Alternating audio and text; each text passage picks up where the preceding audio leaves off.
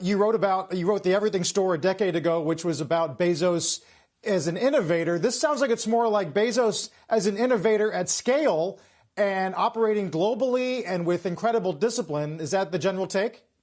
And perhaps a monopolist, as someone who, has built an empire beyond Amazon. The Washington Post, I have a chapter on the remarkable turnaround there. Blue Origin, his space company, which is trailing badly Elon Musk's SpaceX. And of course, the personal saga and Amazon's navigation of the pandemic.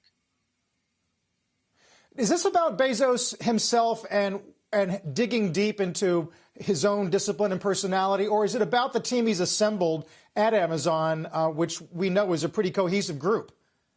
Carl, you can't separate the two. I mean, the story of Amazon until probably sometime this summer is the story of Jeff Bezos. It is scaffolding built around his brain, his intellect, his drive, his personality, all the assets that he has and some of the, deficiencies. A lot of people look at Amazon, the culture in the fulfillment centers, in the offices and say, that's a tough culture. It can be a mean culture. But at the same time, the company I wrote about in The Everything Store was this small, little $80 billion market cap company, and it's $1.7 trillion today. So the book really charts the trajectory, how it got there.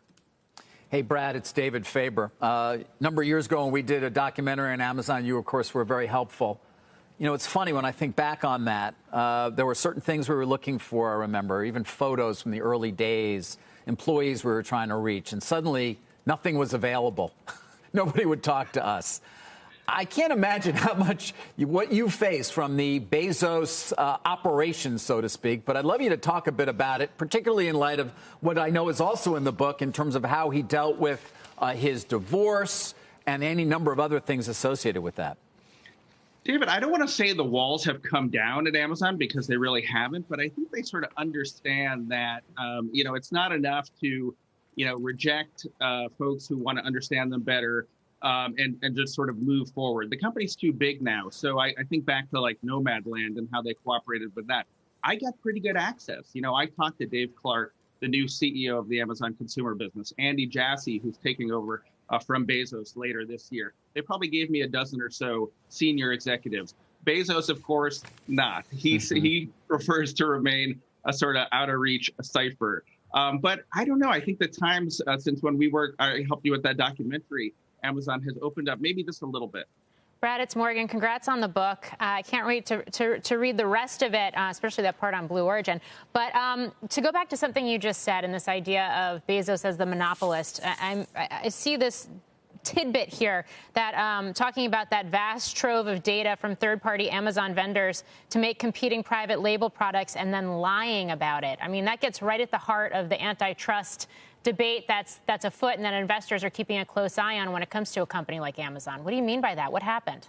It's something so easy for, I think, regulators and lawmakers to understand in this complex business. The question is, when we look at those Amazon products that they brand themselves, have they decided, for example, what supplement to introduce by looking at the data of their third-party sellers and what's working? And what Bezos said in front of Congress and what other Amazon executives have said is that they don't do it. And if those policies were broken, they're going to investigate it. And I don't know that they've lied about it as much as they've obfuscated and tried to prevent from answering the question.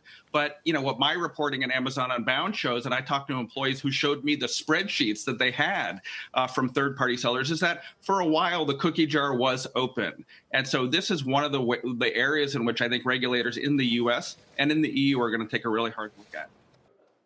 Shepard Smith here. Thanks for watching CNBC on YouTube.